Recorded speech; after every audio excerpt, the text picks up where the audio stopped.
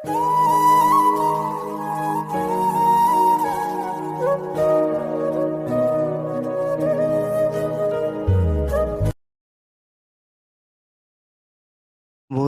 Good morning, শুভ সকাল। এই যে আজকে আবার একদিন পর এসছে। কালকে খাবার নিয়ে এসে রেখেছিলাম, আসেনি খেতে, তো আজকে যেটুকু আছে দিয়ে দিলাম। আবার যদি কাল আসে কালকে দেবো। আর একটা কথা বন্ধুরা, এরকম ভাবে আপনাদের ঘরের সামনে যদি কোনো পশু যায়, তাকে কিছু হলেও দেবেন, একবারে ফেরাবেন না। আমার মনে হলো আমি বললাম, বাকিটা আপনাদের ব্যাপার।